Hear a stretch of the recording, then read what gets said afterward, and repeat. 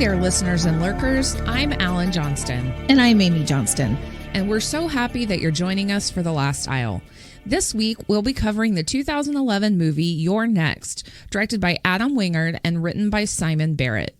This movie involves many actors and directors associated with the mumblegore horror genre, including Ty West, Joe Swanberg, Adam Wingard, and Amy Seimetz. Mumblegore is a horror take on the genre of mumblecore, and its characteristics include a small budget, use of improvised dialogue, shooting on location, and practical effects, all of which You're Next offers in spades.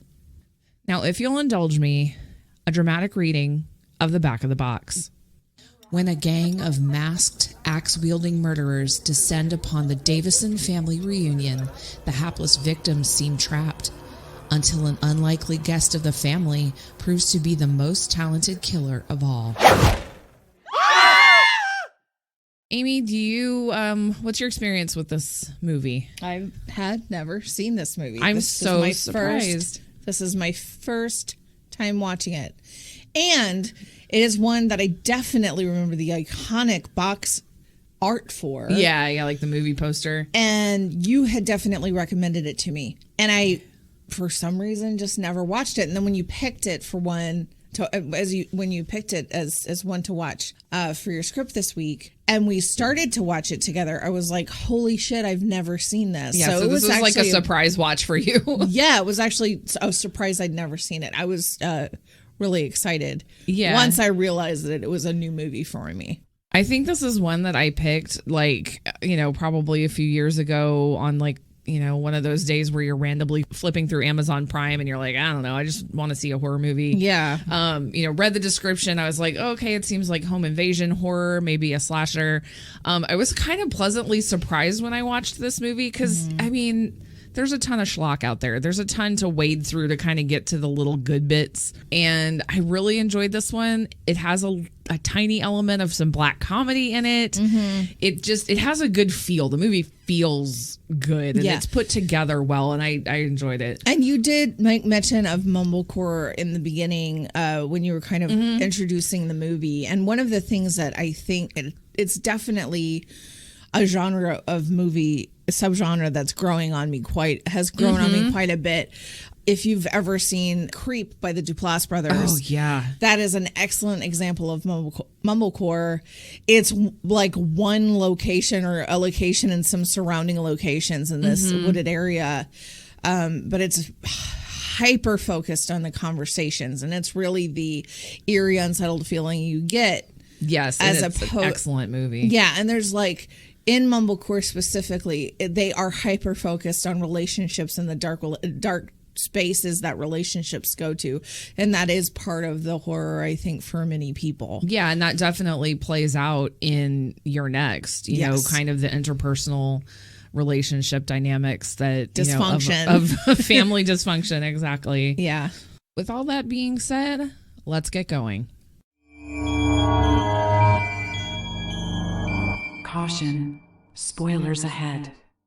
The movie opens on a sound of a squeaking bed and somebody in the throes of passion.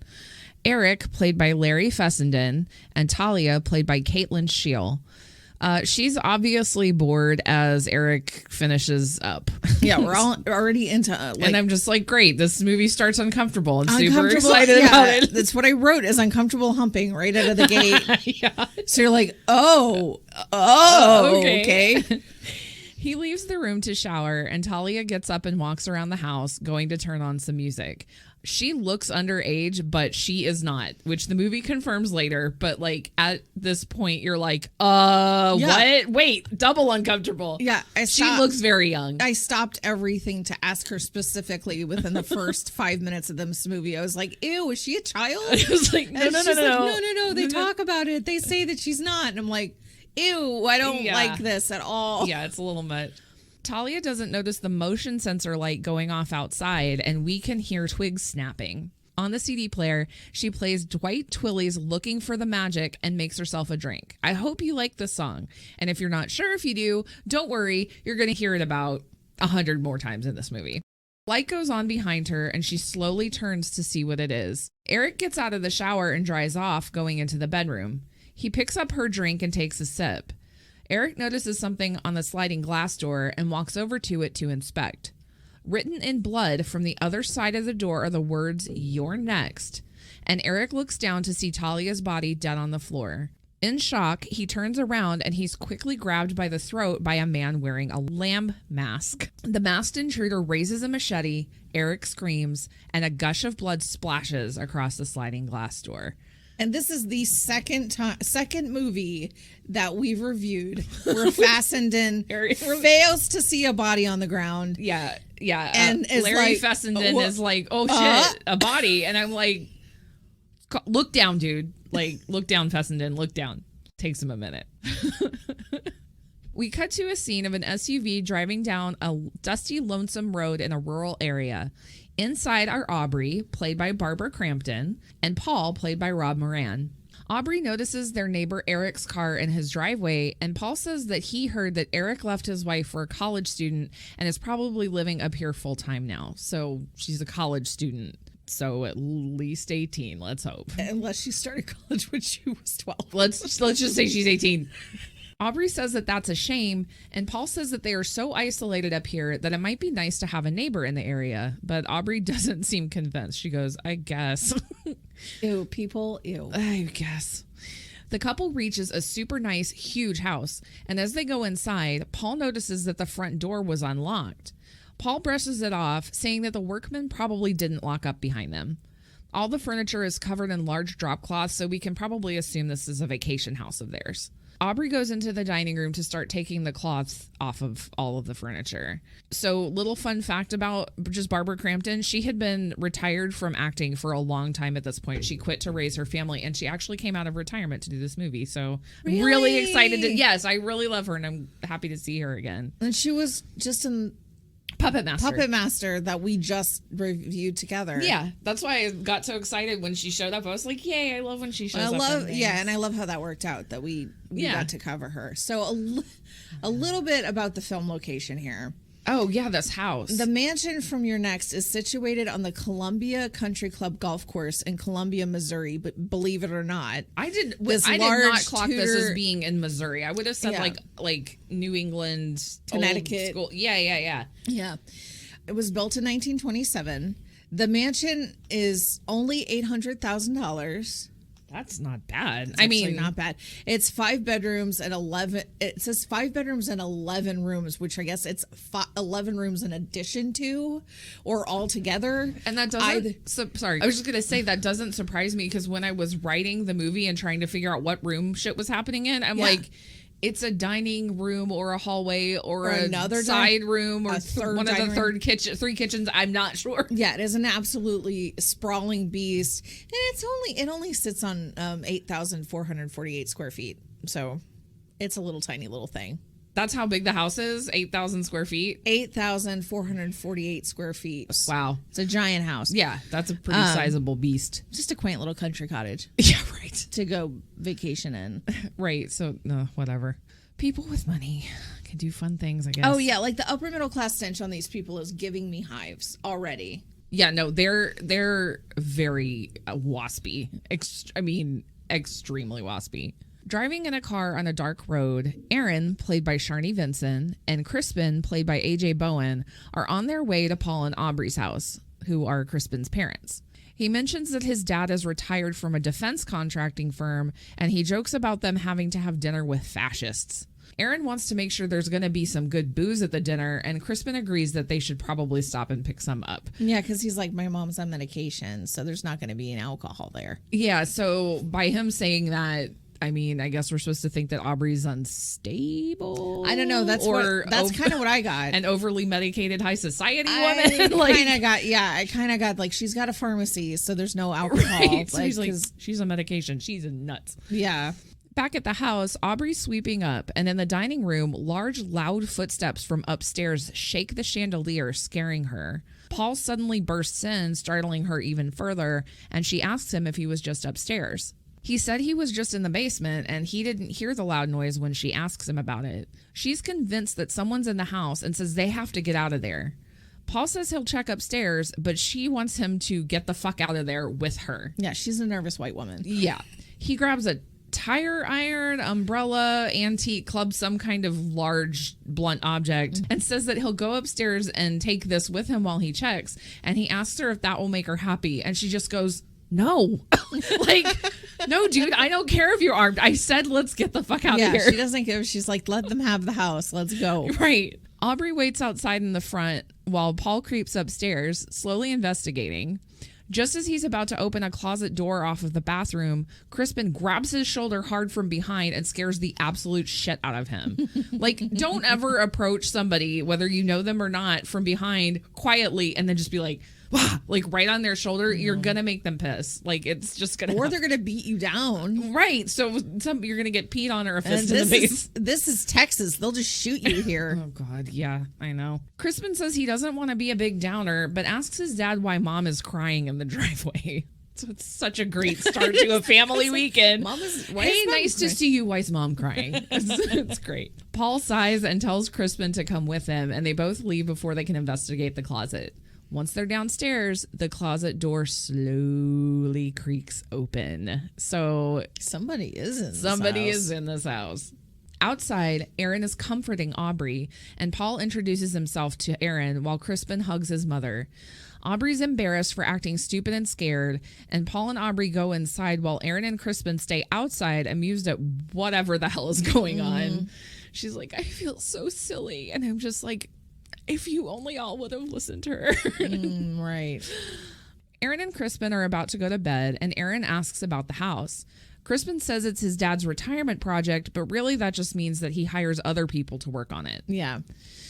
Aaron says that Crispin is lucky to have parents like that, but he doesn't seem so sure. Crispin says that his brothers and sisters will be there in the morning, and they haven't all been together in a long time, so it should be interesting.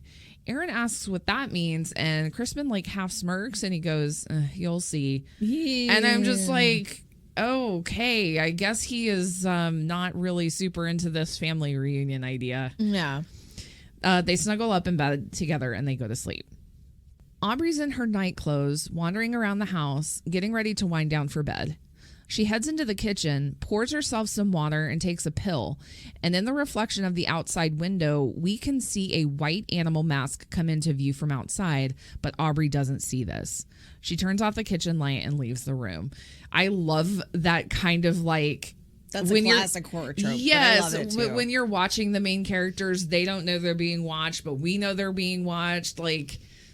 I love it. I kind of, yeah. Or something in the mirror, like someone's behind them in the mirror Right. and they don't see it. That's sort of that moment when you're most vulnerable and you're least aware of your surroundings. Yes. You're in a home, you're like I'm doing my thing, I'm getting a little drink of water. You feel secure, so you're not paying any attention. Yeah.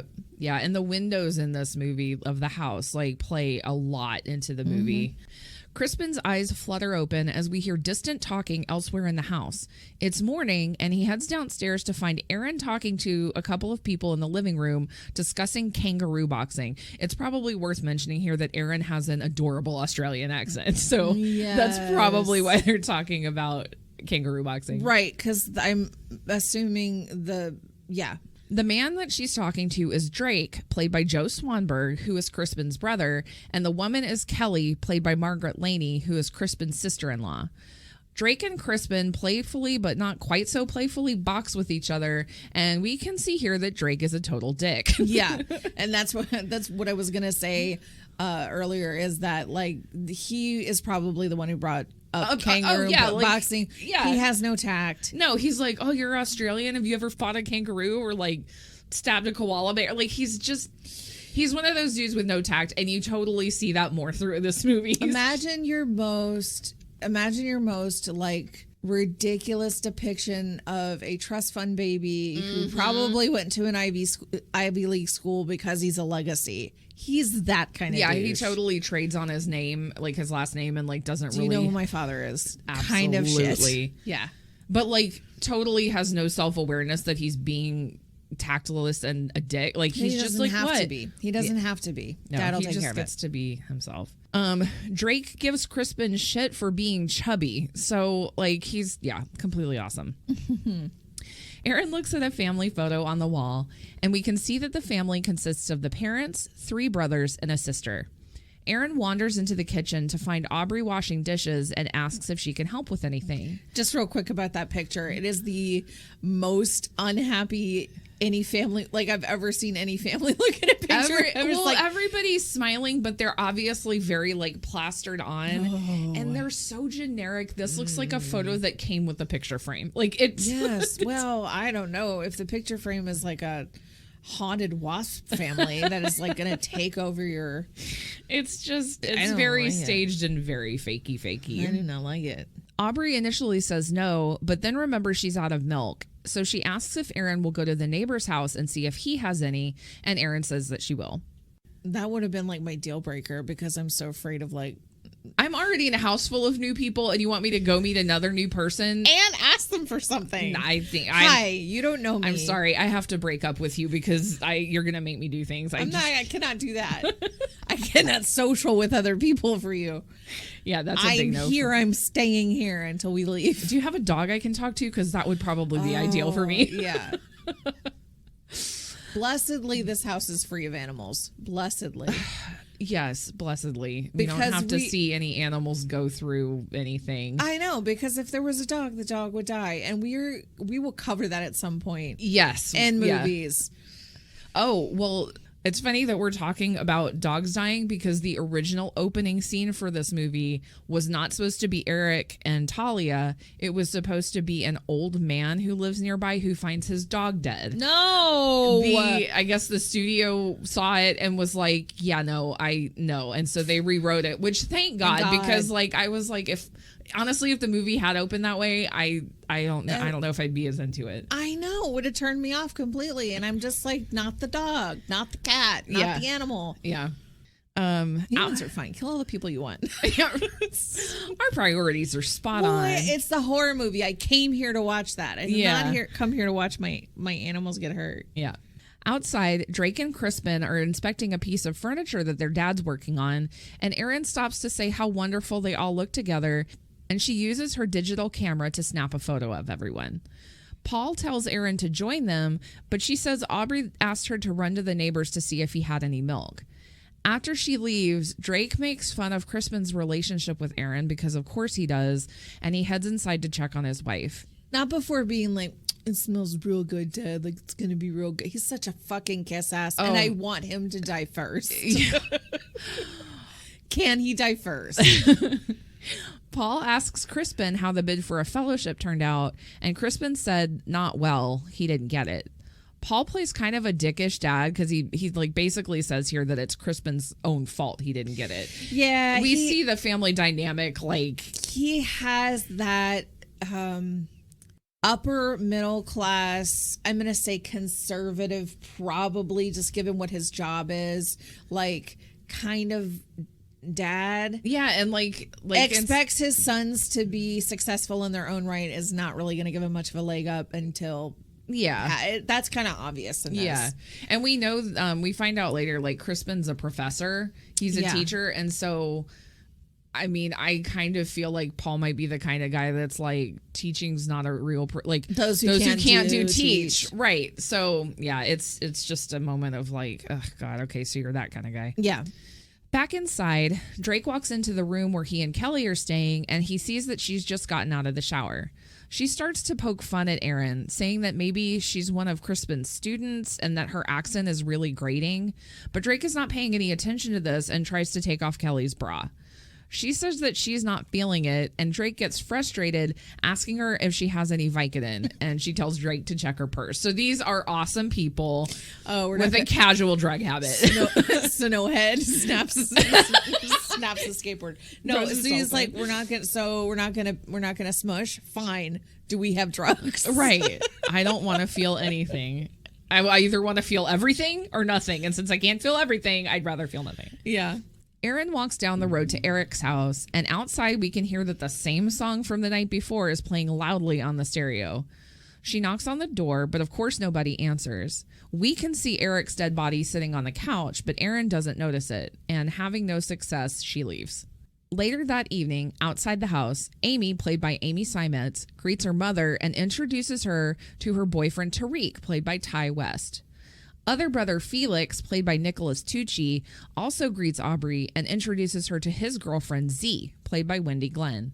She gothily smokes a cigarette, silently watching Aubrey through her thick black eyeliner. Yeah, she's like definitely giving too cool for school vibes. Oh here. my God, she's got She's this like I cannot be perfectly bothered. blunt black bob, and she's like smoking a cigarette, and Aubrey's like, "It's so nice to meet you," and she just is like, like gives like a half smile. I'm like, oh, okay, so that's great. Everyone heads inside, and Amy squeals and runs over to hug her brother Crispin. She introduces Tariq to everyone, and introductions are made all around. Paul offers to start pouring people some wine, and Aubrey just says how much it means to her that everyone is there together. It's like a typical mom, like, Mom, my whole family, like she's being really sweet and genuine. Yeah. A bit later, the entire family and guests are sitting around the table to have dinner, and Paul asks them all to bow their heads for a prayer.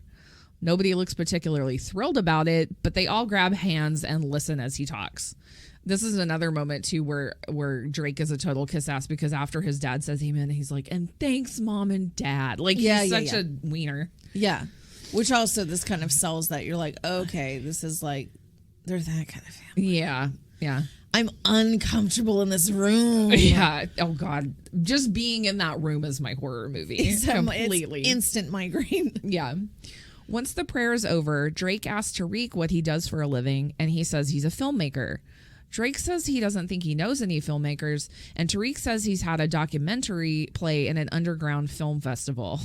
And Drake is like, does that mean they play the movies underground? I'm What's like, an underground film festival? Fucking idiot. Drake asks if he does commercials, saying that he thinks that's the height of the art form. This guy has... He's a child. He's fucking with him on purpose. Well, I was going to say, it's one of those where you're like, is he being genuine, or is he being a total prick? And I think he's just being a total prick. He's trying to find little ways to dig under his skin. Yeah, because he like makes a comment. He's like, oh, starving artist. And Amy's like, we're not starving. Yeah. It's terrible. He does come across to me as the kind of brother who is specifically there to keep the rest of the siblings under.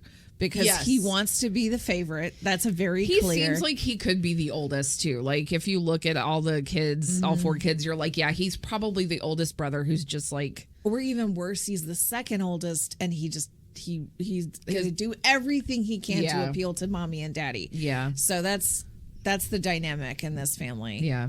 Drake then turns his attention on Erin and Crispin, and he asks her if she's still in school. We know what he's fishing for here. She says she's finishing up her master's, and Crispin says that Erin used to be his TA, but she quit because they thought that relationship was inappropriate in that context. Under his breath, Drake says, that's a little unprofessional. But Crispin calls him out, asking, what the hell did you just say? Drake acts all fake injured about it, like, well, what did I say? What did I say? You're the one that said, Mom, did I say? Oh my God, like, why are you so bent out of shape? They get into a really annoying and uncomfortable sibling argument at the table while Paul and Aubrey try to get them to calm down, and everyone else just looks awkward. Yeah. Tariq, who is also very uncomfortable, stares out the window to try to avoid the confrontation, but he catches something out the corner of his eye. As the brothers continue to argue, devolving into insults, Tariq gets up and walks over to the window to see more closely. He says, what the fuck is that? And the window breaks. Before we get into this action, because I know that something is coming here. Yeah. A little bit about family dynamics. I just have to say to you across this table right here, thank you so much for not being this kind of asshole family to me. I know. And likewise. I'm sure there's lovely listeners and lookers out there who have not the best relationships with their siblings, and I'm sorry if that. Yeah. I'm definitely genuinely sorry if that's you don't have a good relationship. I cannot even imagine what that must be like. Thank God we are not the type of people that are like overly competitive for family attention, mom and dad attention, or like being the best one, or coming out ahead, or getting mom's money, or getting dad's money. This is just oy, oy, oy. Yeah, it's bad. The whole stressor in the beginning of this, like the first 30 minutes of this movie, is just family tension. Family tension. And family tension. A lot of the conversations they said were improvised, like when the brothers are sitting there arguing and, you know, the parents are trying to stop them and whatever. A lot of those a lot of it's improvised from arguments that they had within their real families. So like, and that's one of the characteristics of mumblecore is using improvised dialogue. Yeah. So they probably are like, I don't know, they fight here about whatever. And so they just kind of let them go. So it does, the movies feel more authentic in that really way. do. And this really did I was like, I don't like this. Like, this feels a little too real. Yeah. So, one by one, while the boys continue to yell at each other, everyone quiets down and looks over towards Tariq, who is standing there making odd little grunting noises. Tariq's hand suddenly flies towards his face, where a fucking arrow is sticking through his entire head. He falls to the floor, and Aimee screams in realization of what happened. Mm-hmm. The room is now thrown into utter chaos. Mm-hmm. People dive to the floor. Z and Felix run out of the room. Everyone's screaming. It's a complete mess. Another arrow comes through the window and goes through a chair. Aimee tries desperately to wake Tariq, but he's very dead. Drake tries to get Aubrey away from the window, and another arrow comes through and hits him in the shoulder, in the back in the shoulder. Aaron crawls under the table and pulls Aubrey down to the ground. Wait, just a minute. So right here, after the arrow hits him, Mom is like just standing in the middle, like screaming bloody murder in the middle of all this. In the she's midst just of all standing this, up, petrified and standing and screaming. And she's kind of me. I think if I was hit with this situation, I would be frozen in fear. I don't know what I would do. I am a freeze. I know if it's fight or flight, I'm either flight or freeze. I'm probably freeze. And oh God, I won't make it. I don't know. Aaron crawls under the table and pulls Aubrey down to the ground. Nobody has a cell signal. Felix mentions that whoever this is must be using a jammer, and Drake calls him a lowlife for knowing what a jammer is. So, like, they're still fighting. There's a guy dead on the ground. He's like, you're a fucking lowlife. You know what a jammer is. He has, like, a bolt in his shoulder, and he's like... Yeah, and he takes time out to, like, just be tell like, his brother... you suck. You're on the dark web. I hate you. It's so funny. Another arrow comes through the window. Erin's shouting commands, and she tries to guide everyone out of the room, telling them to hold up the dining chairs and use them for cover as they run past the window.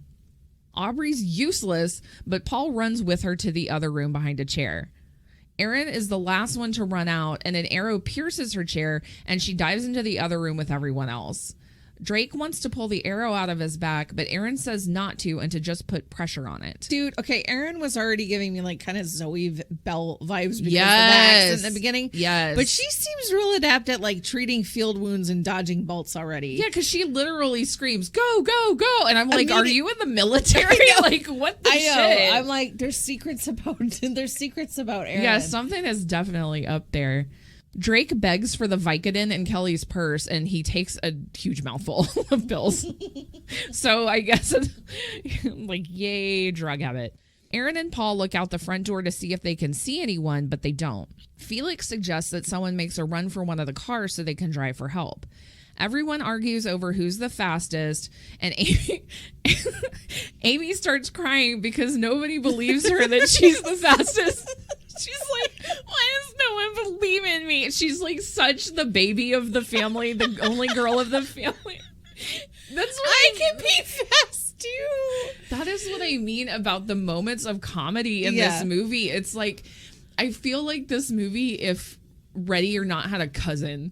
Like it's like they are very similar. This one's way like darker. But it's so fucking funny. I have comparative thoughts definitely on this. Okay, I will get save to them to the end. But like, yes, I have made the same connection. I also think, man, if this movie didn't have some of that like reality comedy, I don't think I would have liked it as much because I think. It is nonstop action for a while, and it can get confusing because you're like, who's flying where? But the fact that you have like this just little momentary break of this girl sitting on the floor losing her absolute shit because nobody will acknowledge that she's the fastest is the best thing. And the way that like her dad even reacts to her saying that, he's like, no, honey, I know you're like, oh my God, you like get the idea that she has probably thrown the same kind of fit at every family gathering since she was born.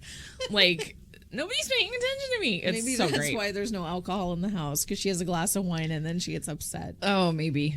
Erin tries to convince everyone that nobody needs to run outside because they don't know how many people are out there, but absolutely nobody is listening. Aimee takes off her shoes and her earrings while Felix and Z move a table out of the way of the front door. They're going to pull the doors open at the last second for Aimee to be able to run out at full speed. She starts sprinting towards the door. Paul and Felix pull the doors open, and bam, she is caught in the throat by a line of razor wire that the attackers have put just outside the door. She falls to the ground, spurting blood and clutching her throat, while Paul and Felix drag her back into the house. Aubrey screams because that's what Aubrey does. Crispin, Erin, Felix, and Z look on horrified while everyone tries to help Aimee, but she dies. Yeah, that shit did not work. I know. I felt bad too because like she spells her name in the movie the same way you do, and she was the second one to die. So and she had that. She was like the little child, and she was upset that nobody would acknowledge that she's the fastest, and then she got her throat cut. R.I.P. R.I.P. Erin runs upstairs and Crispin follows to ask what the hell she's doing, and she says she needs to lock all the doors and the windows. She texts 911 since she's not able to place a call. Crispin here goes, that's not going to work, and she just says, well, I'll have it keep trying, and he gets this weird look on his face here. Yeah, interesting.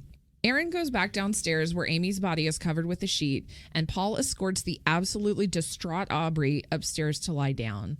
Erin says that they need to take care of Drake's shoulder, but he says that all the Vicodin he took means he can't feel it anymore. So at least he reaches back and touches his shoulder. I was like half expecting him to flick the bolt, but he like reaches back and touches it like nothing. I know. Nothing. I got nothing. This is fine and is fine. Yep. Erin says they need to cover all the windows and lock all the doors, and Crispin says he's never seen her act like this before. She says this is a unique situation. Felix tries again to convince everyone that someone needs to run for help outside, and Erin says they need to try to signal someone that the household needs help. Crispin says he'll go grab a sheet off the bed or something. They can put like SOS on it. Paul puts a blood-spattered Aubrey into bed, and she begs him to stay. He says he needs to go check on their kids, and he kisses her arm as she whimpers and cries. This is a little This heartbreaking. is very hard to watch. Mm-hmm. He turns the lights out, and Aubrey continues to sob in bed. Back downstairs, Z closes all the curtains, and Felix covers Tariq's body with a tablecloth. Erin grabs a knife from the kitchen and locks all the windows in there. Back in Aubrey's room, we see a hand emerge from underneath the bed, and a fox mask slowly peers up over the side of the bed. Okay, I'm sorry. Watching that fingerless gloved hand come from under the bed after just covering Puppet Master, I was like, oh no, it's Thumbhead Pinhead. Back for revenge. And he's going to climb up on the bed, and Aubrey's going to fling him across the room. He's going to punch her like twice times.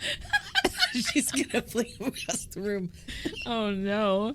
He silently stands up with a machete in hand, and Aubrey looks up just in time to scream as Fox, played by Lane Hughes, brings the machete down. Everyone races upstairs at the sound of Aubrey's screams except for Erin, who's still in the kitchen. As she goes to lock the final window, a hand breaks through the pane and grabs Erin by the hair. She takes the knife she's been carrying and stabs it through the hand of the tiger-masked attacker, played by the screenwriter Simon Barrett. She retrieves... Holy crap, I didn't not even realize that was him.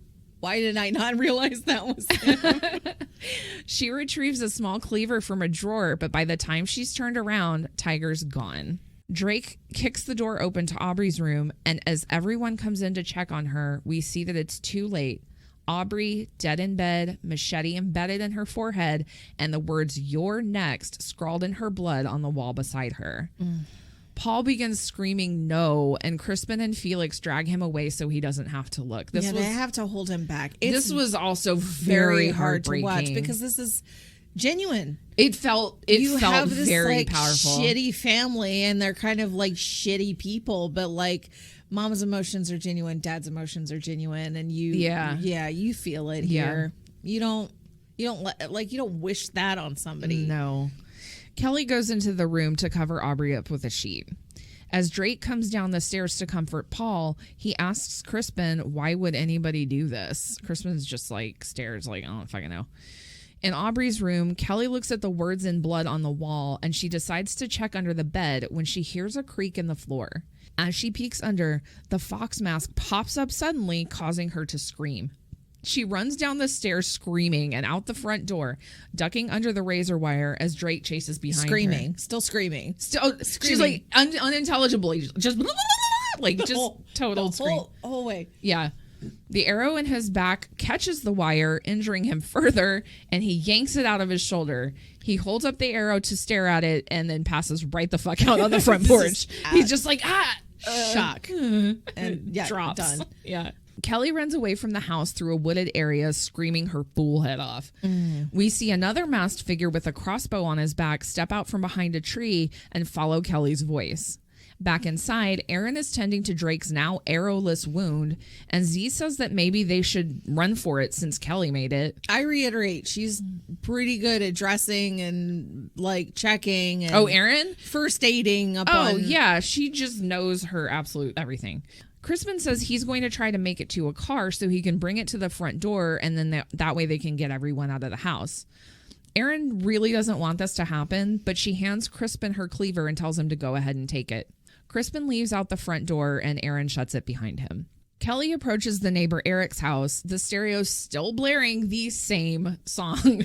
I really hope you like this song by now. Through the sliding glass door, she can see Eric sitting on the sofa from behind him. She begs and pleads to be let in, but she suddenly catches a reflection of a white mask in the window behind her. The lamb-masked attacker, played by Elsie Holt, punches her in the face, knocking her through the glass door and onto the floor inside. Kelly crawls across broken glass while Lamb slowly stalks behind her. She reaches Eric on the sofa and looks up to see that he has a huge machete wound in his head and is very clearly dead. R.I.B. Fessenden. Oh, again. I know. Poor Fessenden. Yeah, gets it every time. I know. She screams, and Lamb grabs her from behind, tossing her through the glass coffee table and onto her back. She lays there bloody and coughing, dazed from everything, and Lamb lines up an axe to the side of her head like a golf club. Yep. And four? Yeah, I mean, wackadoo, like right through, right through the side of the brain. Yeah. The song starts over again, and Lamb looks down at the axe embedded in the side of Kelly's head. He sits on the couch next to Eric's corpse, and he tilts his head in wonder as he admires his bloody handiwork. Also, I love the psycho head tilt. The psycho where head tilt. He's just like, Again, another horror trope, but every it's so time effective. It's the monster in a mask with the head tilt, because it's like, oh, I'm so curious about how blood works. It's just, every time you see it, you just go. It's very Michael Myers-y too, because like all their masks are pure white, you know. Yeah. So a little bit here, what I noticed here was that it doesn't appear to be any sort of like appliances or like viscera or huge chunks of brain matter. No, it's anything just like that. Blood mostly. It's really just buckets of blood throughout this whole movie. So much so that I didn't really make note of who did the practical effects, because to me I didn't want to focus too much on that, given that the director, the writer, the actors that were in this movie all contributed more to the type of horror movie this was than the practical effects contributed to it. Not to say that it's not an important role. And I mean, the makeup department was like 7 people. It was a very small makeup department. Yeah. The head of the makeup department, Sophia of Otvos, she's known for like Rampage, Utopia, Chicago 7. She's known for like not extremely graphic horror movies. She's known more for like high energy, like action, suspense type movies, romantic comedies or dramas. Yeah. She's really not known for like horror or like really big practical effects. So that said, I just wanted to kind of mention that because that's something that I always pay attention to being an artist. If there's a good visual effect, I want to. But one of the things that I really loved about this movie is that they do not hold back on the buckets of blood. There's lots of blood in this movie. There's not not a lot of gore. No, I wouldn't there's even really say. not. I mean, the very first thing that happens is we get the arrow through Tariq's head. But that's a fairly simple practical effect. Yeah.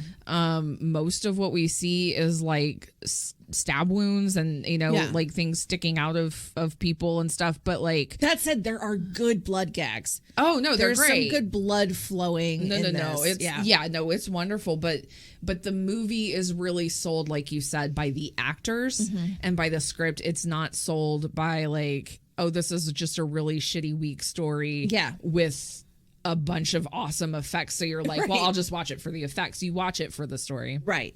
Back at the house, Crispin is back inside, telling the others that the car had been disabled, but he didn't see anyone out there, so he wants to go back out to try and run for help. Paul and Aaron tell him not to, but Crispin says he's going to go to the neighbors and call for help once he gets far enough away from the cell phone jammer. Aaron tries to hold him back one last time, but Crispin kisses her and tells her that everything will be fine, and he leaves, breaking down the razor wire on his way out the front door. It must be piano wire, because it actually makes like a little piano note sound, like he's like, boom. Interesting note here. Crispin seems like awfully confident that everything's going to be okay. And I just like, you kind of expect him to be pretty like meek, mild dude. And for him to take control here, it's kind of like this and, little sweet moment. between her and reassuring him. Aaron and Yeah, stuff. you feel like she truly implicitly trusts him here. He's like, look, it's going to be all right. So it's a tender moment. Yeah. Aaron tells everyone that it's safe to say that at least one of them, meaning the attackers, is inside the house. She goes to pick Drake up, and Z and Felix help, and they hide him behind some curtains while he's completely passed out. I didn't really notice that until the second watch through. I'm like, oh, they just dragged him behind dump some him. floor-length curtains and like closed them. They're like, dump it back there. just gonna hide him. Just hide you right here. I mean, Nobody will see you. They couldn't kick him under the couch, so I guess they put him behind some curtains. Aaron asks, what room is the safest for them all to be in? And Felix says that all the rooms have windows, so he recommends the basement. Aaron says that won't work. They could just pour gas down the stairs and toss in a match. And Z's face says, what the holy fuck? And my face said, what the holy fuck? Why are you thinking that way? How do you know this? I know. She goes back, Aaron goes back into the kitchen and she notices a pot of boiling water on the stove, still rolling away from dinner, and she turns it off. What kind of David Koresh upbringing did this girl have? I don't know. Aaron looks at the hole in the window where Tiger had grabbed her, and she then retrieves every sharp and blunt object from the kitchen that she can find. She goes back into the dining room to hand them out, and glass from the window next to her explodes inward. She falls forward, dropping everything. Tiger comes inside with his axe ready, stepping over Kelly's dead body that he's used to break the window, and he swings the axe towards Aaron. She rolls out of the way, kicking the attacker right in the junk. Then she grabs a metal meat tenderizer, hitting him in the leg. He drops to his knees, and she stands up, absolutely wailing on his head and neck with the tenderizer until he is quite dead and very tender. Very tender.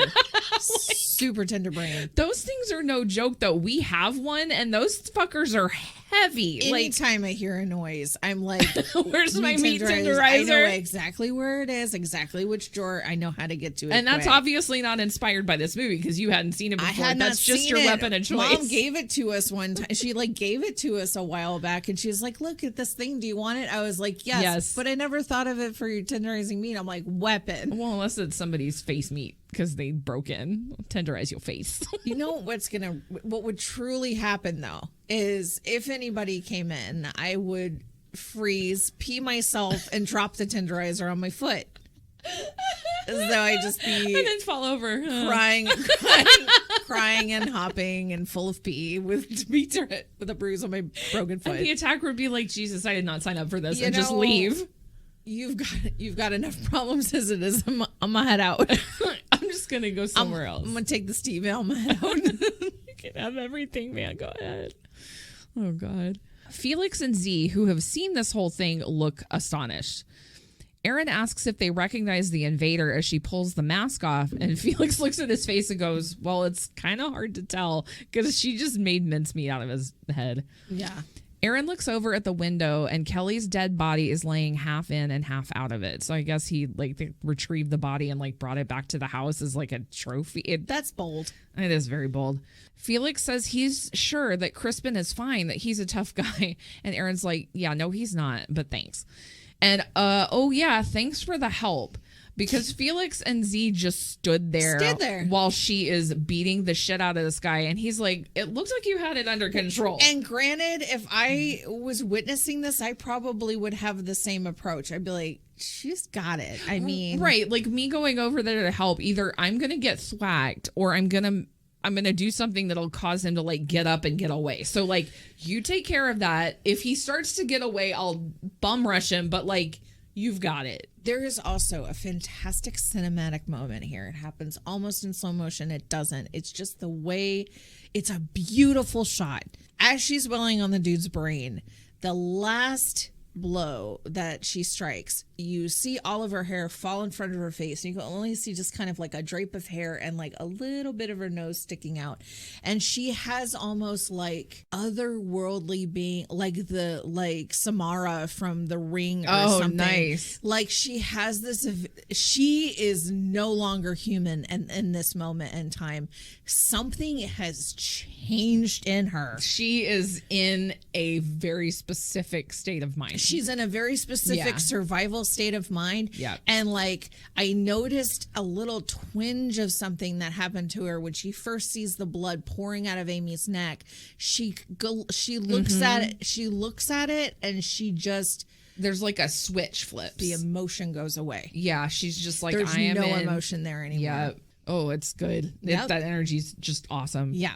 Aaron asks where Paul is, and we see Paul upstairs going room to room with a large butcher's knife. He goes into the closet he didn't get a chance to check before, and he sees food wrappers on the floor and plastic water bottles full of urine inside. So somebody has been camping out. Definitely been peeing out. Drinking water. Somebody's at least drinking and peeing in that closet. They're semi-hydrated. Someone shuts the lights off to the house, and Felix tells Aaron to go look in the basement for the breaker box and that he's going to go upstairs to check on Paul. The lights come back on, and Paul turns around getting completely startled by Felix and Z. Paul tells them that someone's been in the house watching them and waiting to strike, but he's interrupted when Fox steps behind him and slashes his throat. Paul stumbles and reaches for Felix to help, who backs away with a disgusted look on his face. Z and Felix watch with total calm and disinterest as Paul bleeds to death on the floor. Felix turns to Fox and says, "Did you really have to do that in front of me?" Oh shit! Felix! Yeah. Oh shit! Fox, who had his headphones in the whole time, has heard absolutely nothing. He's like, "Did you say something to me?" He's like, "Oh, Jesus." Felix leaves to the bathroom to wash his dad's blood off his face, and he stares at himself in the mirror in a "now I must reflect on my dastardly deeds. Who am I?" moment of self-reflection. Yeah, but there's this moment when he the blood sprays on him and he's like, ugh. That's what I mean. He recoils in this not even disgusted way. It's almost like a how dare you bleed on me? Like a bug landed on him or dad puked on him. He's like, ah, his dad, you watch Paul reaches and kind of brushes his hand across his Felix's face, and Felix is like, "Don't fucking touch me. Ew, get it off. You're dying. That's Ew, nasty. Dying is gross." Back in the basement, Aaron looks around and we see Lamb come into the dining room, crossbow drawn. He comes across Tiger dead on the floor and bends down to check on him, sobbing and absolutely crying, just from the soul, from the depths of the soul. So pretty sure these guys were related. Yeah. Filled with rage, Lamb flips the dining room table as Aaron creeps up the basement stairs, meat tenderizer in hand. Lamb picks up his crossbow and Tiger's axe and starts patrolling around looking for Aaron while she keeps her cool at the top of the basement stairs, and she slips a screwdriver into her back pocket. Unfortunately, she does make a small sound by knocking a broom aside, and Lamb immediately hones in on it. He approaches the basement door, and Aaron peers out the keyhole to see his eye looking right back at her. He tries the door, which is locked, and he starts Jack Torrancing it up with his axe, breaking through the door. Aaron screams and backs away, and just as we think Lamb is about to get to her, Drake stumbles out from his hiding place behind the curtains, coming face to face with Lamb. Initially, he just goes, "Hey," and then he realizes who the fuck it is. And he's like, "Oh, wait, no shit. Oh, God." No, wait. Drake drops a quick fear deuce in his pants, backing away from Lamb in terror. From behind Lamb, Aaron runs out of the basement with a primal scream, stabbing him in the shoulder blade with her trusty screwdriver. Lamb drops the axe he's holding, which Drake retrieves, and sensing that he's outnumbered between an axe and a meat tenderizer, Lamb escapes out the front door. Yeah. Aaron locks it behind him, and Drake's put the axe down and sinks slowly to the floor in pain, holding his shoulder. I do want to mention something here. I mean, I can mention it. I can kind of mention it anywhere, but screenwriter Simon Barrett, who plays Lamb? Tiger. Who plays Tiger. Tiger's already dead. So Simon Barrett, R.I.P. because you've died. Because he died, yeah. Said in an interview that when he was approaching like a home invasion movie, he really wanted to avoid most of the tropes, especially ones where like someone is like, especially a woman, gets tied to a chair and is tortured. Right. And he said he wanted to create a really strong female lead, and he does this in Aaron. And boy, so did she he just ever. Goes through and like there's more. This is just the tip there's of the so iceberg. much more, but God. Well, and I think he said too that the reason he wrote a home invasion horror movie is because it's the only type of horror movie that still scares him. Because like it's like it could really happen. Like fuck that paranormal shit. Like give me real world stuff. You know. Yeah, I mean, okay, I'm gonna quote a show that is beloved to me, which is Supernatural. But like one thing that Dean says over and over again, Dean Winchester, is that monsters he gets, but humans terrify him because monsters they can hunt, they know all sorts of ways, but humans are they're just people, man. And they're unpredictable and motivations and it's sometimes no motivations. Yep. Drake asks where Kelly is and Aaron lies, saying she doesn't know. Z and Felix come downstairs with Felix asking what's going on. Aaron says that they've been attacked and that she stabbed one of them, and Felix asks if she thinks she killed him. She says no, and she asks Felix if anyone was upstairs. Felix lies and says no, they didn't find anyone. Aaron asks about Paul, and Felix lies again, saying that Paul's fine and he just needed to lie down. Well, he's lying down all right. He said he had a sore throat. Oh, God, that's so bad. So his throat was a little scratchy. Aaron says she thinks there are at least 2 attackers left, and she tells everyone to head to the basement because there are some tools left down there that they can use. In the basement, Aaron starts gathering supplies, telling Felix, Drake, and Z to gather up anything heavy or sharp. Felix and Drake decide to go through Paul's tools, and Z and Aaron head upstairs to make preparations. Upstairs, Aaron covers Kelly with a sheet, and she shows Z how to make a nail board to place under the windows as a form of defense.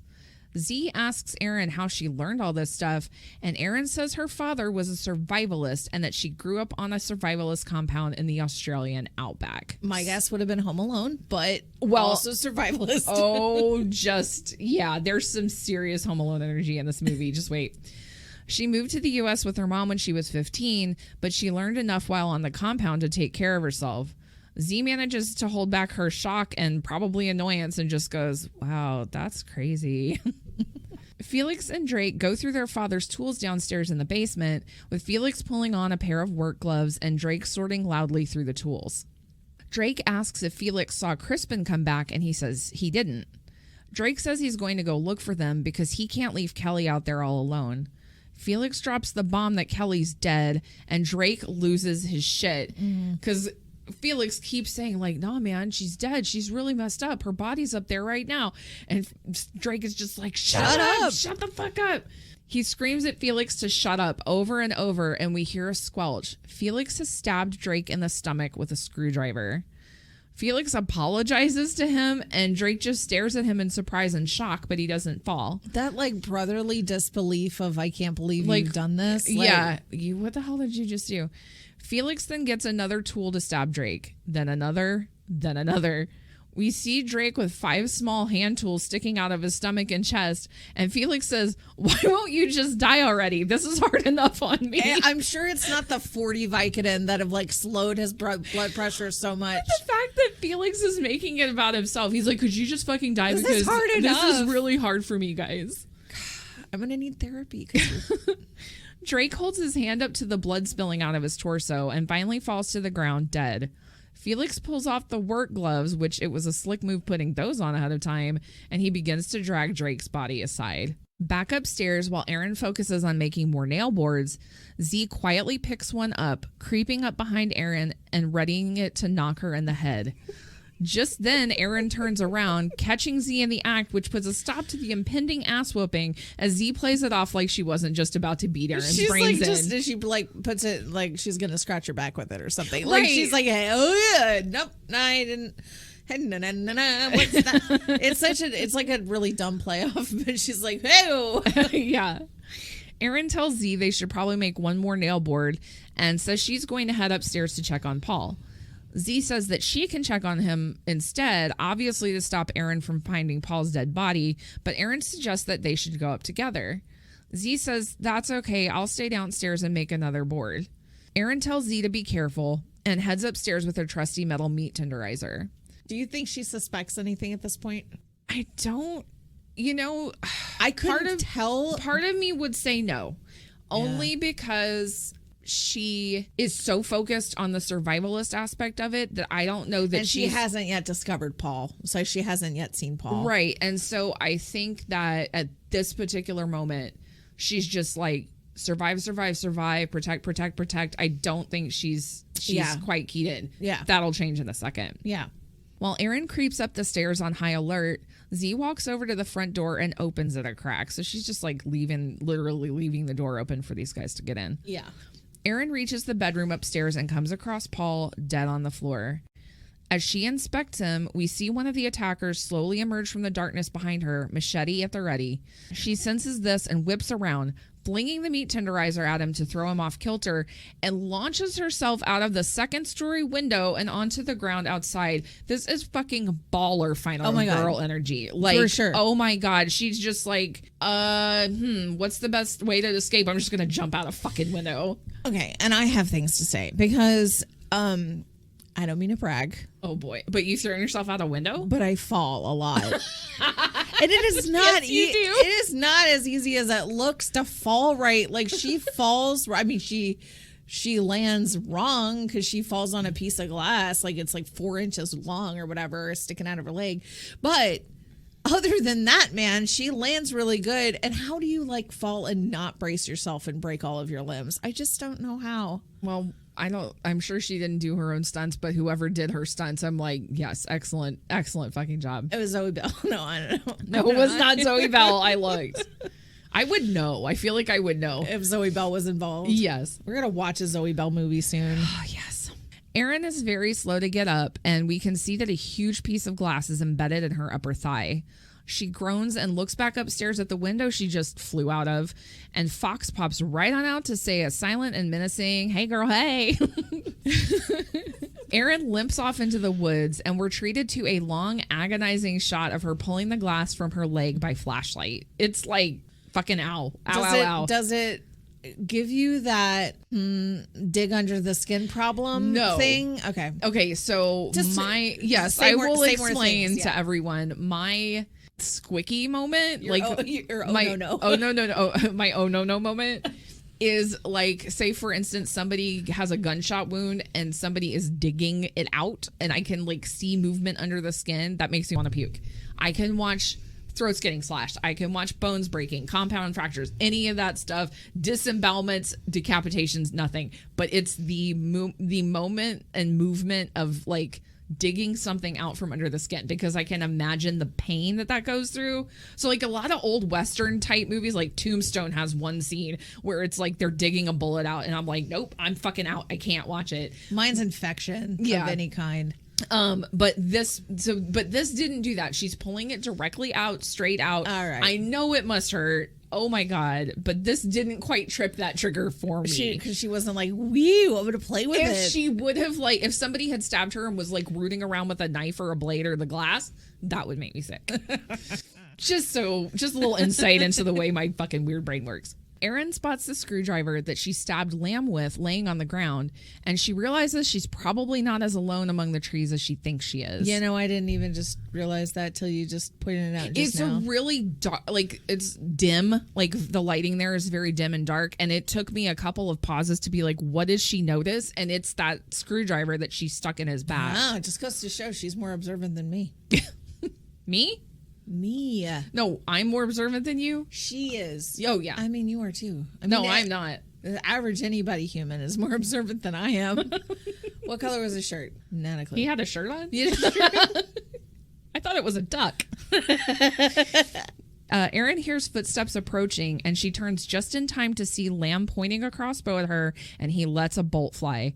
She manages not to get hit, and she limps back to the house as quickly as she can, ducking behind a floor-length set of curtains and tying off her wounded leg with a towel tourniquet.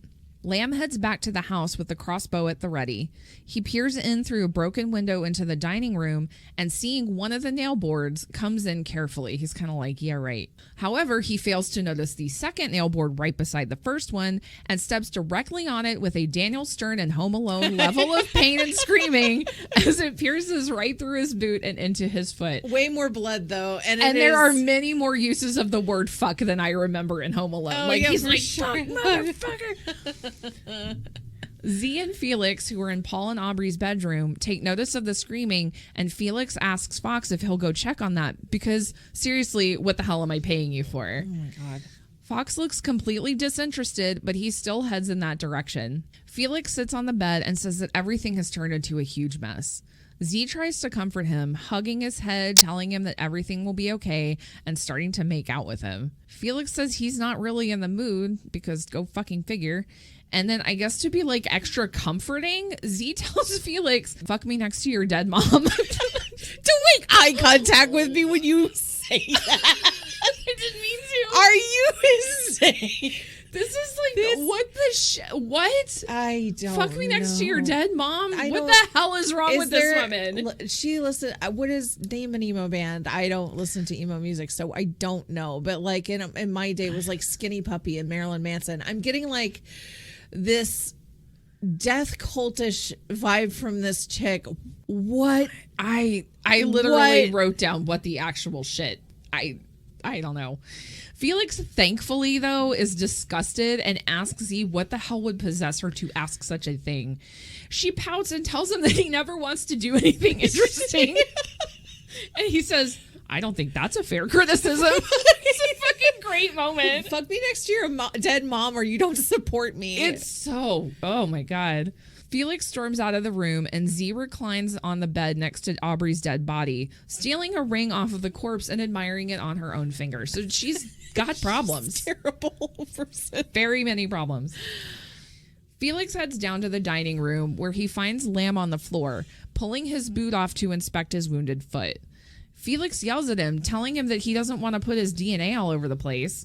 Lamb tells him he'll clean it up later, just like the rest of this fucking mess. Felix is taken aback, saying he feels like Lamb is accusing Felix of fucking things up. He says that he just had to kill his own brother in the basement because they're getting their asses handed to them by some girl, and that for all the good they're doing, they should have just stayed outside with their crossbows.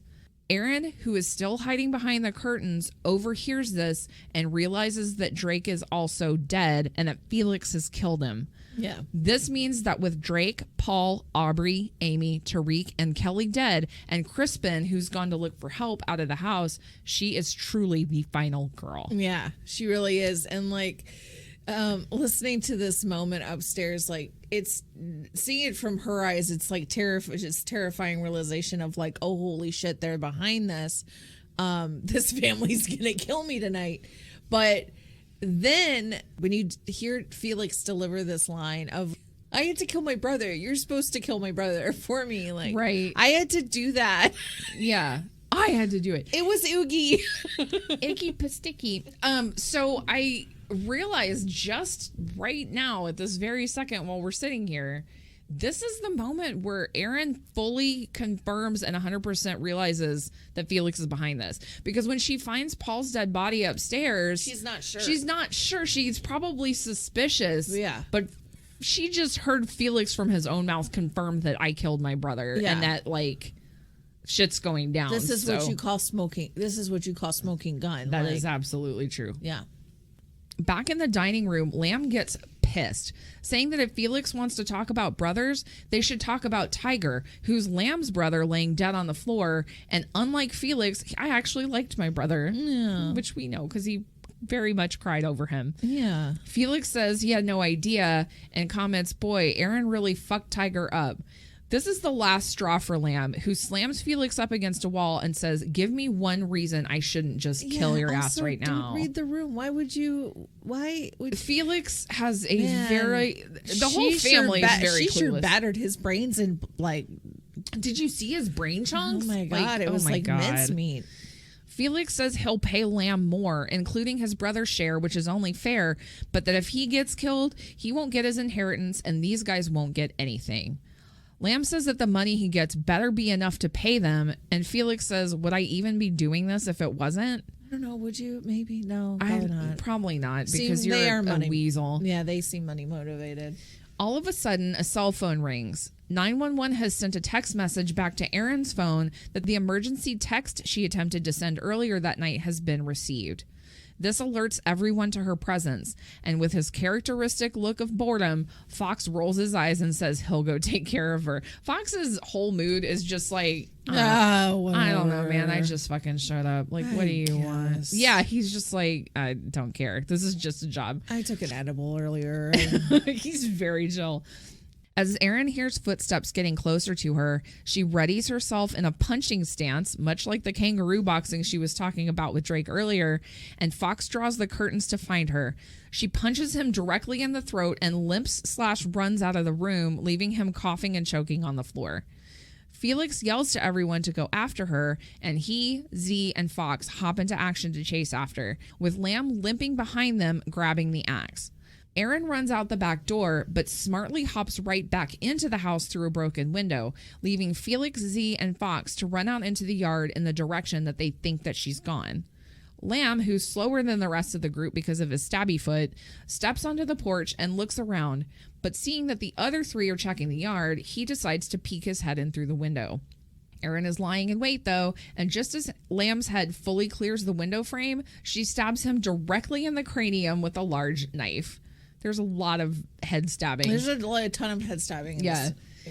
Lamb stumbles backwards and Erin retrieves the axe. He finally falls on the ground dead, and Erin, in her iconic final girl pose, looks out the window at him, axe at the ready, blood spattered, and still ready to fight. I mean, come on. It's so good. If they had not used a picture of just the plain animal mask for the cover, they should have absolutely used. Oh God, it's such a great shot. It's better than the Ready or Not, like wedding dress, whatever. I mean, that one's good in a more like campy way. This is just good in a like, oh no, man, she's gonna fuck shit up kind of way. Yeah.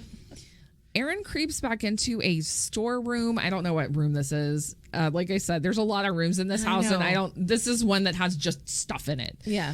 Erin creeps back into a storeroom with the axe, retrieving a brick and a spool of twine.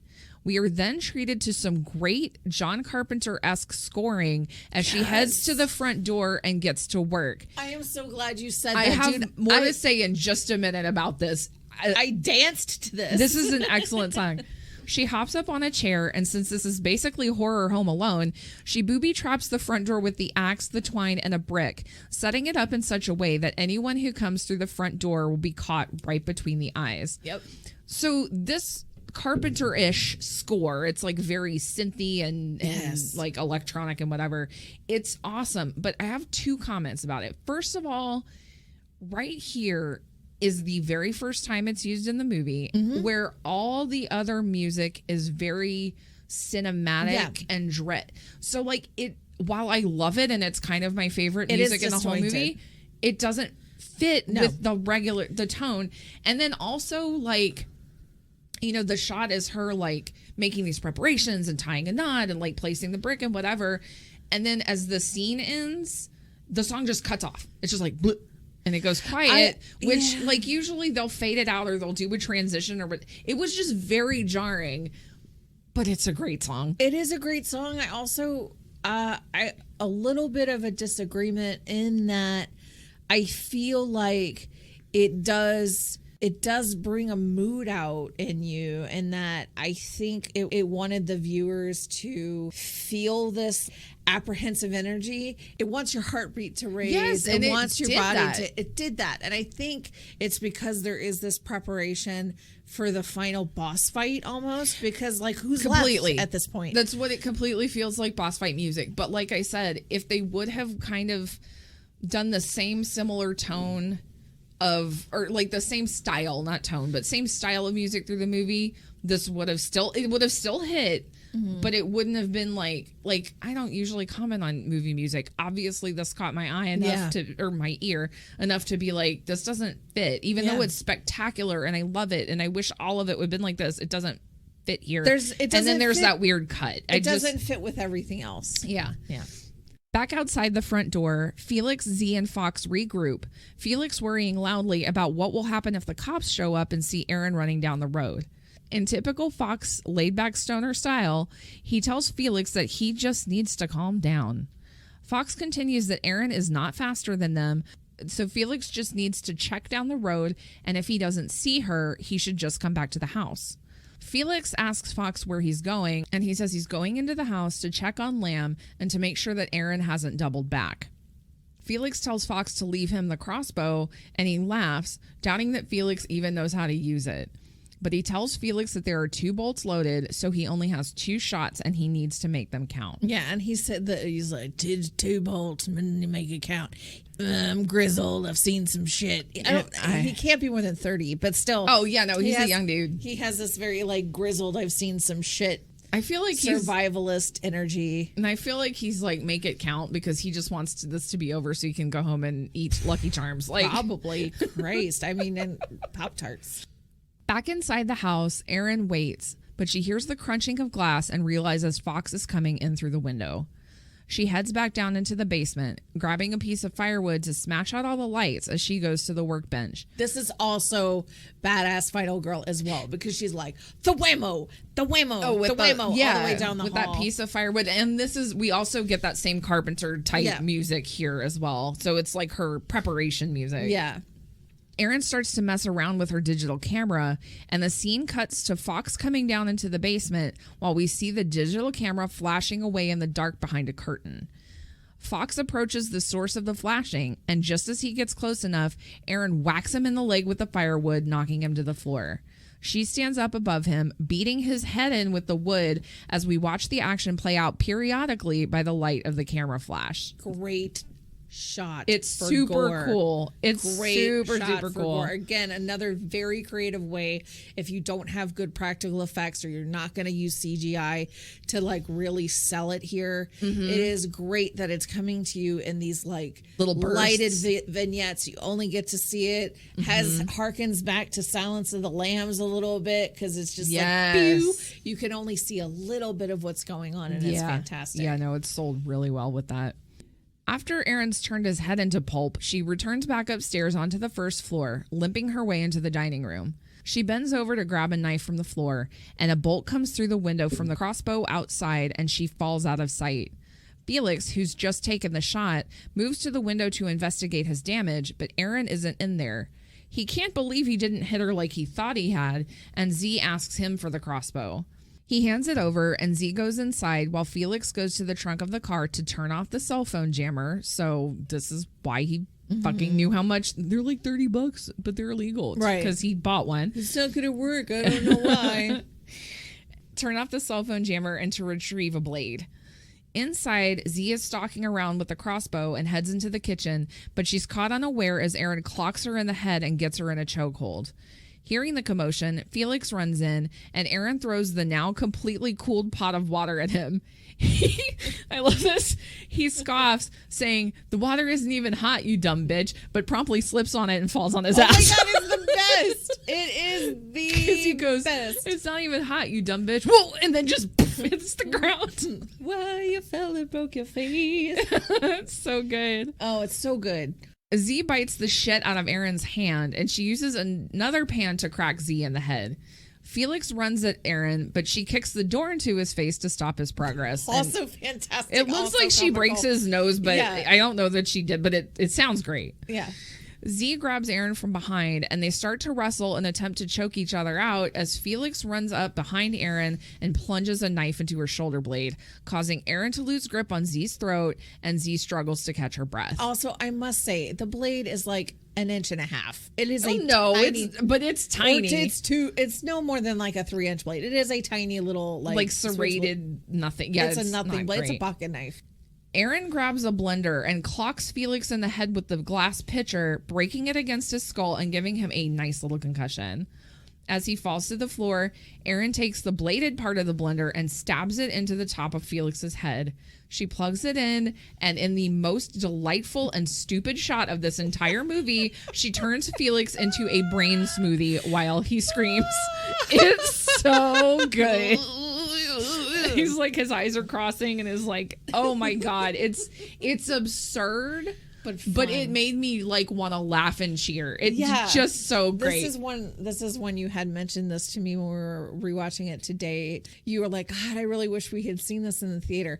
This is one that I know would have gotten cheers in the theater. Oh yeah, this would have gotten applause and fuck yes and everything else. Z watches all of this happen in disgust as she coughs and wheezes.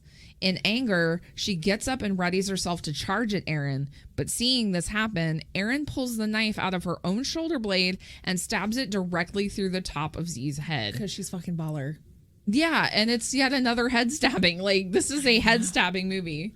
Erin sits down hard on the floor, rubbing her wounded shoulder and looking like an absolute badass sitting between smoothie brain and pierced brain. Just then, Felix's cell phone rings. Erin looks at the screen and picks up the phone, saying nothing. We hear a familiar voice say, Felix, hey, is it all done in there or what? I saw my signal came back. Is it over? It's fucking Crispin. Mm-hmm. Erin sits there in shock, listening to Crispin whine about why he didn't help, how the blood was too much for him because he's a pacifist and he just can't deal with the violence. Fuck yourself. This guy's such a wimp. He gets annoyed that Felix isn't saying anything and says he's way too cold. He's coming inside. I'm chilly. Puss. Crispin enters through the dining room window, shocked at all the carnage and damage that he sees. I mean, because aren't there like 8 dead bodies on the floor at this point? I don't know what room everyone dies in, but like there's like an overturned it's just chaos, absolute chaos. He continues to try to get Felix to answer him on the phone, and Erin enters the room, holding Felix's phone to her ear. Busted. Mm-hmm. Crispin is seemingly relieved to see that Erin's okay, but seeing that Erin's holding a knife, he asks her where Felix is. She says she stabbed a blender into his head and killed him. And he just goes, oh. I love that so matter of fact. And she's just like, stabbed a blender in his head, killed him. And he goes, oh. Stabbed a blender in his brain? I can't do an Australian. No, I'm not even going to try. Oh, he stabbed a blender in his brain? You want to try that again? Take 7. Oh, he stabbed a blender in his brain? I did. No, that's Irish. You're getting further away. Oh, shit. Okay, continue. She says she cannot believe that Crispin's in on this, and he just kind of shrugs and says, well, you know how broke we are, right? Like, that's a fucking excuse. I don't know. Erin says that he must have... The worst. Erin says that he must have wanted her dead, and he swears, no. She was always supposed to survive. She was supposed to be the witness to everything that happened here, and it was a, quote, very important part of his plan that she didn't get hurt. Crispin asks where Z is, and Erin says, yep, killed her too. And Crispin just goes, ah. He tries to apologize for things getting out of control, but he says that he had no idea she was so good at killing people, which is kind of weird, actually. Yeah. It's like, this is kind of your fault, really. Right. He says that had she reacted normally, everyone but her would be dead, they'd be rich, and maybe off to vacation in Paris. And he says, maybe an engagement? Dude, this is not the time to play this move, homie. Like... Maybe I love you enough to marry you. It's a non-apology. What the fuck? Don't gaslight me. Obviously, Erin is having none of this as Crispin continues to try to tell her that he's going to be a millionaire since he's now the sole heir to his family's estate. Erin just silently stands there in shock with tears running down her face as he continues to try to make his terrible case. She could quit her job, pay off her student loans, or he goes to jail and she gets nothing. I love this too. Well, I hate it because it's so disgusting. He goes, how would $500,000 go to fix that problem of yours? It's so like, let me give you my sales pitch of why this could be like, it is just gross. Commodity. I will have money now and money is everything. I can just like buy your affection and your cooperation and it's skeezy. Makes you taste bile.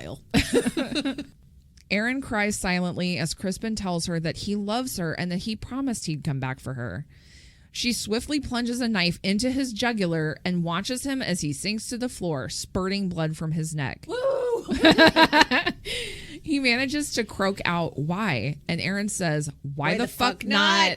And adds insult to injury by sticking a screwdriver right into his eyeball. Hell yeah. Oh my God. Stand up and cheer. But suddenly Erin is hit by a gunshot in the shoulder. The police showed up. An officer looks through a broken window, says fuck, and then goes to his car to call for backup and medical. Inside, a wounded Erin tries to pull herself up. The officer goes to the front door and opens it slowly and steps through. Oh no. Erin screams, "No, don't," as the axe trap fires, dropping the axe blade directly towards the officer's head. A blood splatter effect shows the words "You're next."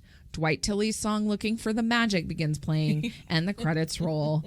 The end. So, sister. Yes. What did you think of You're Next?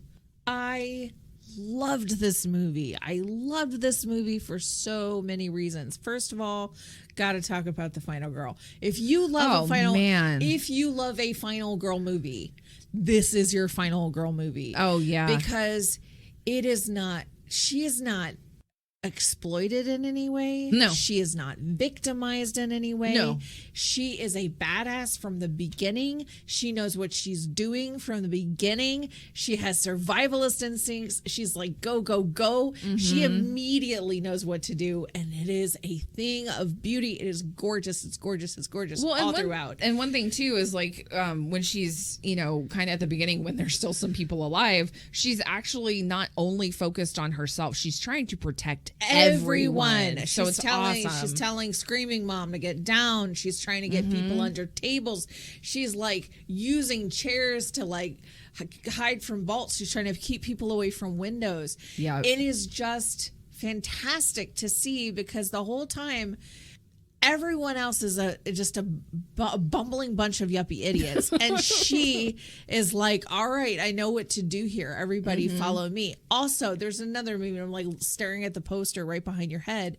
Night of the Living Dead is very much that way too. If you, this chick is chased down. She goes into a house. There's a dude there. He's like, if you want to be here, this is what we're doing. He takes control. He knows what he's doing. He knows what's going on. And it is another fantastic movie, but it's like having somebody who is, I'm in the know and I know how to get us through this if you listen to me, which people rarely do. No one ever does. No one ever listens to anybody in the know in these movies, but it is great to see. Yeah.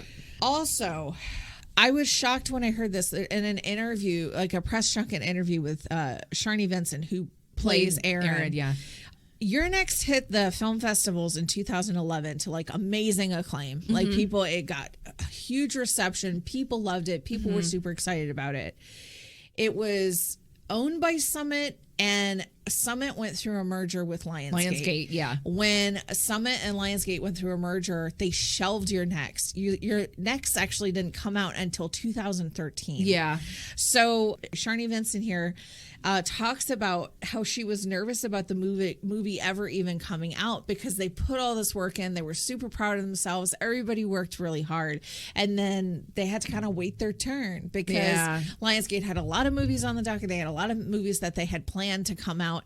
And so when it did finally come out, she was relieved. She was excited again. I am so stoked because I don't think I've ever seen her in anything before. No, I kind of looked up her IMDb today, and there's like a Marvel thing she's involved with now, but like she doesn't have a ton of acting credits, but she's so solid in this movie. She's solid. Excellent. Yeah. There's so many fuck kills in this movie too. Like, I don't find it scary, but it definitely gave me nail biting energy throughout the whole thing. Oh, it's tense, yeah. And there were some very unexpected twists to a pretty tired premise of like the home invasion or like families stuck together and somebody's gonna So it was wonderful to see this kind of movie resurrected in that way. Yeah. And I think that's definitely to the screenwriting and the direction. I'll definitely throw this one into rotation. It has a strong, badass chick turning tables, and that is always welcome in my collection. Oh, yeah, absolutely. Also, I would absolutely watch Your Next prequel because I want to know her story. I want to know her story. Show me the Outback. Show me the survivalist camp. Show me a little like preteen or teenage Aaron, like becoming Aaron. Yeah, it's sad. Simon Barrett, the screenwriter, kind of said like we don't have like. Because lots of people, we want Your Next too. Like, we want the second one. And he's like, I don't have plans for that. A prequel, though, I could absolutely get behind that. Out of a prequel because it's open for that. It's open for that. Yeah, no, I mean, where else is she going to go from this? I mean, she's on the run. Everybody thinks she's a murderer. Yeah, like that's also done to death. But, God, yeah. Erin is the badass killing machine. She's like, and hardcore kills. Like, hardcore kills. Oh, yeah. She does not have any like, tee-hee, I stabbed you. She's like, no, I'm going in and my intent is to make you dead. So what are your thoughts? Tell me everything. I freaking love this movie. Yeah. That is why I wanted to cover it for the podcast. I'm really still surprised that you had not seen it before. I'm so glad that you have watched it, though. Like you said, this is one that's going to go into my rotation. If I'm just like, man, I need a badass chick movie, this is something I'd pick. I watched this movie 3 times in like 3 days. Too. Yeah, it's fun. It is very fun. I love the aesthetic. I love the fact that, you know, the dialogue seems very natural because a lot of it is improv. The family, although terrible and dysfunctional, feels very real. Yes. Like, you know, people like this probably. Well, and some of the things that are said that do come across as so ridiculous. If you put yourself, weird shit comes out of your face when you're scared. Weird shit comes out of my face because of who I am as a human. So like, it's going to come out when I'm scared too. I mean, I don't have a lot to pick apart about this movie. No. Like I mentioned, there's that one part with the music where I'm like, you really have to kind of like or not care about that fucking Dwight Twilley song because it plays through a good chunk of the movie and you're going to hear it a lot. I think the casting was great. I love that, you know, I kind of mentioned in my intro, you know, the guy that plays Drake, Joe Swanberg, he is a director. He worked on a segment of VHS. Yeah. Ty West directed The Innkeepers and House of the Devil. Yeah. So Amy Seimetz has done some. So they not only got people who could act, but they also got like other directors kind of in the same genre. And so I really dug that. I thought that was really, really cool. And I think you're gonna get nerds of the same genre. I'm all and about it. I feel like that's probably why it worked. I also, like I said, this is the movie that brought Barbara Crampton out of retirement. So that definitely gives me a soft little spot in my heart. I like that. All around, it is a fun movie. It is an action-packed movie. You're not gonna go in and find a bunch of like super deep, you know, themes and whatever to discuss at length afterward. But if you just need like a badass, stabby, bloody, popcorn eating good time, this is a great choice. I highly recommend it. So how many days rental are you doing this one for? Oh, this is tough. I kind of had to look back at all my other ratings of movies I've rated so far because I'm like, well, do I like it as much as this? Or do I like it more than this? Or do, you know, I probably have rated some movies previously incorrectly. So that's like I'm like, I'm going to have to start giving quarter stars, like fucking Star Search. But I think for this movie, I am definitely renting it for a solid 8. I will put it in my rotation. I mean, I had seen it before. I was absolutely happy to watch it again a few times this week. It's great. It really is great, and I will be a champion for the prequel. Yeah, I'm renting it for 9. Really? Really, I'm surprised at how much I loved it, and it is just a fun movie. It's one that I would show my mother. Yeah, Mom would like this one. Yeah. If she, like I said, it was kind of a cousin to Ready or Not. And like, you know, so it's got that like fucked up family, dark comedy. I think it's one that you could show somebody that's not even a horror fan. I think that's why I like it so much, because even if they're not really a horror fan, but they like comedy or dark comedy, you can really get. If they can get past the blood, it's freaking great. Yeah, but even then, it's not so gore. Like I said, there's not like brain matter and viscera and stuff that's truly be like, I don't want to see entrails. You don't have to. That doesn't exist here. So yeah, man, what a great time. Lots of bloody kills. Yeah, I'm super glad that I introduced you to this one then. Thanks. That wraps it up for this episode, listeners and lurkers. Thanks for joining us here on The Last Aisle. What did you think of this week's episode? Let us know on our social media channels, at Last Aisle on Facebook and Twitter, and at Last Aisle Pod on Instagram. We look forward to hearing from you. We'll be back next week with a new episode. So sit back, cuddle up with your impromptu household weapons, and grab a creepy animal mask, and come peruse the selection of movies in The Last Aisle. See you soon.